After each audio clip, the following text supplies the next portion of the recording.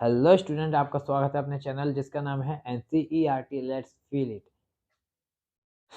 बड़ा अच्छा लगा, आज फिर से वीडियो बना रहा हूँ आपके लिए।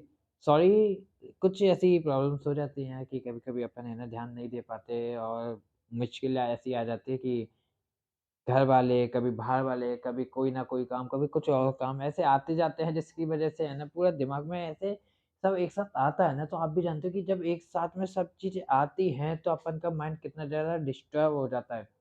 जैसे मैं अपने कमरे में बैठकर वीडियो बना सकता हूँ वैसा वीडियो में और किसी जगह पर नहीं बना सकता। That's why I I helpless at the time.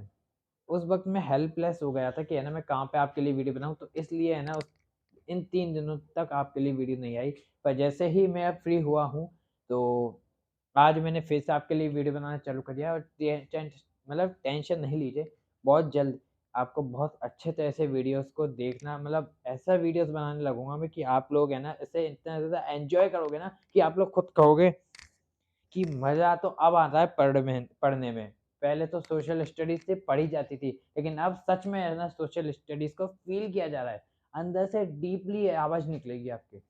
चलो, आज पहले अपन नाज़िज़्म का जो चैप्टर उठाया था अपन ने उसे एंड कर देते हैं, जिसकी वज़ह से आपको ईज़ी हो जाएगा आपका हाफ ईयरली एग्ज़ाम्स के लिए स्पेशली। हाँ जी, हम देख चुके थे कि है ना किस तरह की गलतियाँ वाइवा ने की। क्या-क्या वजह बनी थी जिसकी वजह से है ना हिटलर है ना ज़मीन से आसमान में आता जा रहा था। लोगों का मसीहा बनता जा रहा था। सब बात हमने देखी। तो उन बातों के बाद अब क्या डिस्कस करना है वो देखते देखो। इस वक़्त के बाद है ना एक हिटलर की और नाज़ी पार्टी की सोच थी। वो सोच कुछ इस तरह थी कि ये है ना अपने आप को सच सिद्ध करने के लिए they they were try to prove their truthness, their not their truthness, like they are try to say that we are really the sons of God. वो चाहते थे कि है ना लोग उसे उन्हें को सन्स बच्चे समझे किसके, भगवान के। अब ये चाहने के लिए ये अपने मन से कुछ तो बोल सकते नहीं, तो इन्होंने है ना 2 बड़े साइंटिस्ट थे जिन्होंने कुछ बातें कही थी। उनकी बातों को अपने मतलब से पलट करके कुछ भी बोल दिया। जैसे कि वो 2 साइंटिस्ट थे, एक थे चार्ल्स डार्विन और एक थे हर्बर्ट स्पेंसर। सॉरी। देखो, चार्ल्स डार्विन और हर्बर्ट स्पेंसर। देखो, ये चार्ल्स डार्विन थे ना, इन्होंने इवोल्यूशन थ्योरी दी थी। What is the mean of evolution theory? आपको पता होगा इवोल्यूशन थ्योरी दी थी चार्ल्स डार्विन ने, लेकिन मतलब पता है इसका क्या है? इसका सीधा-सीधा मतलब कि वह लोग जो कि स्पेशल कैटेगरी से होते हैं, वह लोग जो है ना अपने आप को चेंज करते जाते हैं लाइक दैट। अगर आप चाहेंगे तो है ना आपका वक़्त है ना ऐसे चेंज हो जाएगा। ऐसे आप है ना पुराने लोगों को देखो, तो पुराने लोग आज के वक़्त में नहीं टिक पाते ना, क्योंकि आज मॉडर्न वे है और टेक्नोलॉजिकल वे है। जो टेक्नोल सॉरी जो टेक्नोलॉजी की तरफ शिफ्ट हो जाता है, वो टेक्नोलॉजी की बेसिस पे टेक्नोलॉजी की हेल्प लेकर काफ़ी आगे बढ़ता है और जिसमें कैपेबिलिटी होती है, लेकिन है ना टेक्नोलॉजी को वो समझ नहीं पाता, तो ऐसे इंसान को बीच में ही रोक दिया जाता है, चाहे उसमें कितनी भी क्षमताएँ हो, है ना? तो यही चीज़ बताता है हर्बर्ट स्पेंसर की चार्ल्स डार्विन की थ्योरी कि ह्यूमन्स हायरार्की, कुछ ह्यूमन्स की हायरार्की होती है कि जो है ना अडॉप्ट कर लेते हैं आज के वक़्त को या मॉडर्न वे को, और ऐसे जो है ना अडॉप्ट नहीं कर पाते, तो ऐसे लोगों को हटा दो जो नहीं कर पाते और ऐसे लोगों को आगे बढ़ाओ जो कि कर लेते हैं अपने आप को आज के समय के हिसाब से चेंज। ठीक है? हायरार्की समझ गए। अब Nordic Aryans are the real children of God. ये कहते थे कि नॉर्डिक आर्यंस जो हैं, मतलब हिटलर और हिटलर के जो नाज़ी पार्टी के लोग हैं, वो असली असली बच्चे हैं किसके? गॉड के, भगवान के। फिर प्रोवाइड लिविंग स्पेस। हिटलर का ये कहना था कि है ना जो नॉर्डिक नॉर्डिक आर्यंस है ना, नॉर्डन्स, तो इन लोगों को है ना रहने के लिए ज़्यादा जगह मिलनी चाहिए। जैसे कि आप मानते हो राजा होता है, राजा को रहने के लिए कितना बड़ा महल दिया जाता है, सोएगा तो वो 6 बाई 6 पर ही, लेकिन उसे रहने के लिए कितनी बड़ी जगह दी जाती है। तो सेम ये मानता था कि नॉर्डिक आर्यंस को बहुत बड़ा एरिया देना चाहिए जिसमें वो आराम से रह सकें, आराम से जी सकें। ये बात है ना हिटलर ने कहा था चार्ल्स डार्विन की थ्योरी, इवोल्यूशन थ्योरी को अपना करके, ठीक है। तो ध्यान से देना, ये 3 पॉइंट्स है ना, ये तो कहा था हिटलर ने, लेकिन जो थ्योरी है वो कही थी चार्ल्स डार्विन ने। अपने हिसाब से चार्ल्स डार्विन की थ्योरी को पलट के रख दिया हिटलर ने। अब हम देखते हैं हर्बर्ट स्पेंसर, सेकंड थ्योरी जिसने दी थी, इसने कहा था survival of the fittest, means जो है ना आज के वक्त में सर्वाइव कर गया वही है ना सबसे ज्यादा फिट है। जो आज के वक्त में है ना फिट है वही है ना सर्वाइव कर जाएगा, मतलब ऐसी बातें कही। जैसे कि पहले के वक्त में आप चाहते हो टू क्या नाम था उसका, सॉरी, एक लेपर्ड था जो बिग टूथ लेपर्ड, जिसके है ना बहुत बड़े बड़े दांत होते थे, काफी बड़े बड़े दांत दांत। या फिर कहें तो डायनासोर, बहुत इजी वाला एग्जांपल है डायनासोर। ताकतवर थे लेकिन वक्त के हिसाब से वो अपने आप को चेंज नहीं कर पाए, जिसकी वजह से है ना ऊपर से एक उल्कापिंड आया, मीन्स मेटेओराइट आया और उसने सब कुछ तबाह कर दिया। ऐसे हुआ ना।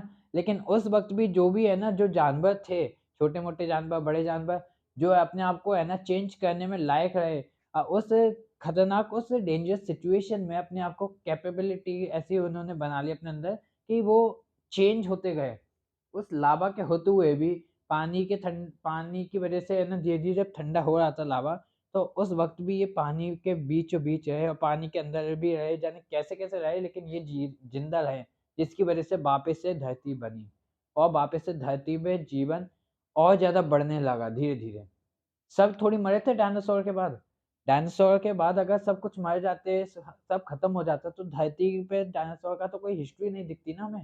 लेकिन हिस्ट्री दिखती है बिकॉज हम जानते कि है ना पूरी अर्थ खत्म नहीं हुई थी, ओनली कुछ पार्ट था जो कि है ना लिविंग ऑर्गेनिज्म, और कुछ पार्ट है जैसे कि नॉन लिविंग थिंग्स जो कंप्लीट डिस्ट्रॉय हो चुका था बस। अब जो उसमें सरवाइव कर गए, जो फिट थे उस वक्त में, वो लोग, वो जीव या फिर वो लिविंग थिंग्स आगे की तरफ सस्टेन कर गए। वो लिविंग थिंग्स हम आज भी देखते हैं या उस वक्त के बाद भी देखा जाता था, ठीक है। ये बात कहते हैं कौन, हर्बर्ट स्पेंसर की थ्योरी। दोनों थ्योरी मैच कर रही है ना। पहली थ्योरी कह रही है जो अपने आप को चेंज कर लेगा, जो वक्त बाय वक्त अपने आप को है ना ढाल लेगा आज के वक्त में इस प्रेजेंट कंडीशन में, वो सस्टेन कर जाएगा, वो आगे जिएगा। और स्पेंसर की थ्योरी भी सेम कह रही है, ये कहती है कि है ना सिचुएशन के आते हुए जो अपने आप को सिचुएशन में ढाल देता है, वो इंसान या वो लिविंग थिंग्स अपने आप को पूरा चेंज कर लेगा और अपना सस्टेनेबल रखेगा, अपने आप को धरती पर आगे बढ़ाता रहेगा, जैसे कि ह्यूमंस। अब अगली बात देखते हैं हम। ये बात समझ गए, ये इवोल्यूशन थ्योरी और सर्वाइवल ऑफ द फिटेस्ट की थ्योरी दी तो थी चार्ल्स डार्विन और हर्बर्ट स्पेंसर ने, बट चलाया इसको अपने मर्जी से था हिटलर ने। अब हम देखते हैं कि हिटलर, ठीक है ये सब बात हम समझ गए। अब हिटलर है ना नाजी पार्टी में होते हुए ये कैसे कैसे इसने क्या क्या काम किए और ये है ना लोगों के बीच में कैसे आने लगा, ये लास्ट पॉइंट है अपना। देखो राइज ऑफ हिटलर में है ना हम देखते हैं कि हिटलर का कैसे उदय हुआ, हिटलर कैसे है ना नाजी जर्मन के अंदर है ना छाने लगा एज ए लीडर। तो देखो जर्मन वर्कर्स पार्टी, सबसे पहले हिटलर ने है ना बात समझी थी कि है ना कुछ भी हो जाए, अगर मैं अकेला लड़ने जाऊंगा ना तो मुझे कोई भी जीतने नहीं देगा, क्योंकि मेरे पीछे कुछ लोगों का खड़ा होना जरूरी है। तो उसने सबसे पहले एक पार्टी ज्वाइन की जिसका नाम था जर्मन वर्कर्स पार्टी। 1919 से 1923 तक ये जर्मन वर्कर्स पार्टी में रहा। 1923 में इसको चांसलर बना दिया गया, जैसे कि आज के वक्त में हम जानते हैं एज अ प्रेसिडेंट। तो प्रेसिडेंट इसे बना दिया गया था उस वक्त में, जो इनके यहाँ पे पोस्ट थी चांसलर की। तब इसने चांसलर बन के अपनी पार्टी का नाम बदल दिया और नाम रखा national socialist German workers party. देखो वर्ड को देखो, नेशनल देश की, सोशलिस्ट समाज के लिए काम करने वाली, सोसाइटी के लिए, जर्मन की वर्कर्स पार्टी है ये जो काम करती रहती है। वर्कर्स क्या होते हैं, जो काम करते रहते हैं हमेशा। और फिर इसके बाद इसने नाम बदल के इसका रख दिया नाजी पार्टी, ठीक है। बैठी बात, इसने नाम बदले 2 बार। पहला इसने अपने आप को जर्मन वर्कर्स पार्टी में ज्वाइन किया, सेकंड इसने अब नाम बदल के national socialist German workers party रख दिया, and lastly is he he will change the name of the German National Socialist German Workers Party to Nazi party में इसने नाम बदल दिया। और ये नाजी पार्टी को हम है ना स्टार्टिंग में मेन हेडिंग के रूप में भी देखते हैं, नाजिज्म। अब ये क्या था, इसका क्या तरीका था कि है ना इसने सब कुछ चेंज किया। इसने पहली एक गलती की थी 1923 में, जब ये चांसलर बना यहाँ पर जर्मन वर्कर्स पार्टी के नाम पर, तब इसने सबसे पहले तो national socialist German workers party अपना नाम रख दिया। लेकिन अचानक से ही इसने ये सोचा कि अब इसके साथ है ना कई लोग खड़े हैं। कई लोग में कौन थे? पार्टी के मेंबर्स। अब ये पार्टी के मेंबर्स ने इसका साथ दिया हिटलर का, और हिटलर का साथ देते ही 1923 में जो जर्मन की बर्लिन सिटी थी, बर्लिन जो कैपिटल थी जर्मन की, उस पर अटैक कर दिया हिटलर ने।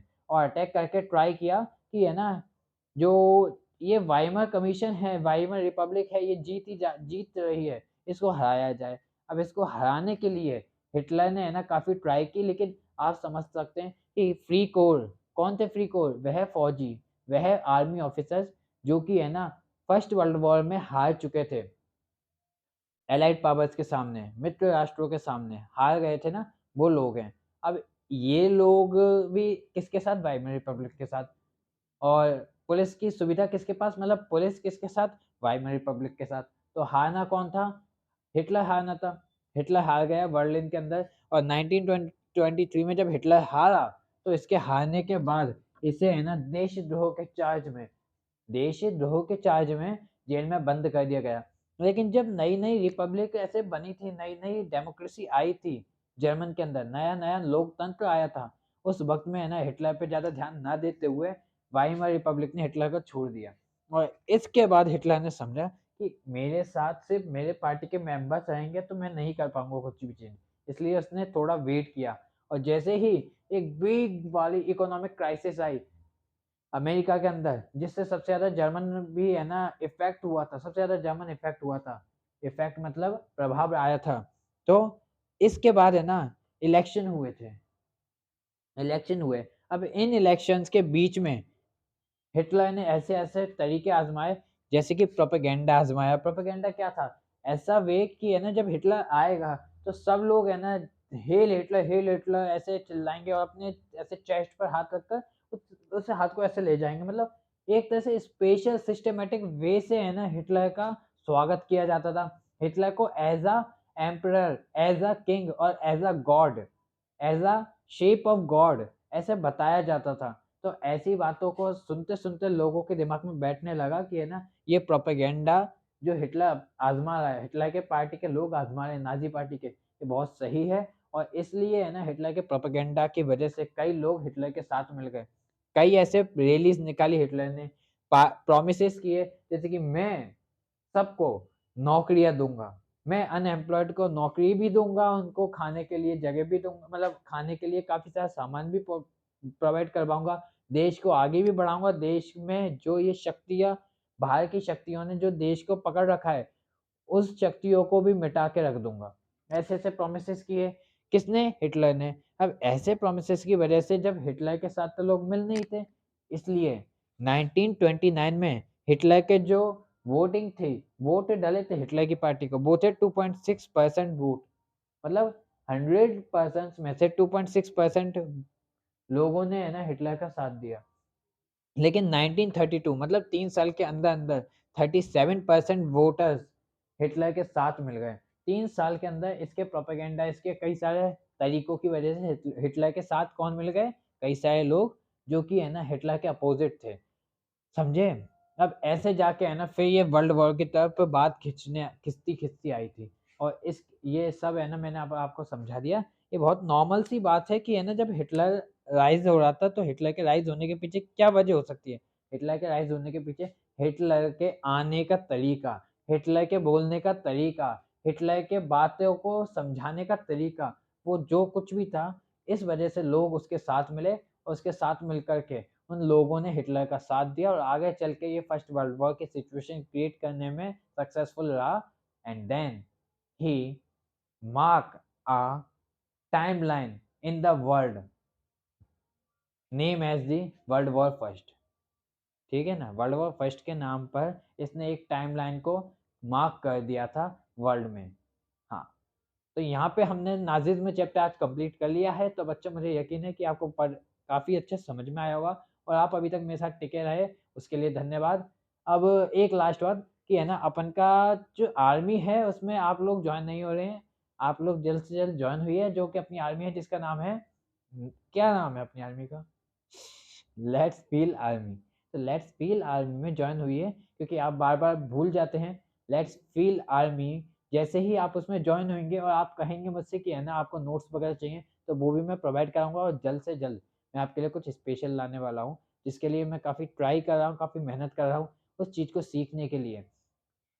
कुछ प्रॉब्लम्स आ रही हैं लेकिन टेंशन नहीं लो, मैं है ना अगले हफ्ते के अंदर-अंदर आपको 1 हफ्ते के अंदर-अंदर आपको वो चीज़ लाकर आपको इतना ज़्यादा एक्साइटमेंट में पढ़ाऊँगा, मतलब इतने ज़्यादा आप एक्साइटेड हो जाओगे ना उन चीज़ों से कि आप पढ़ने में है ना पूरी रुचि दोगे।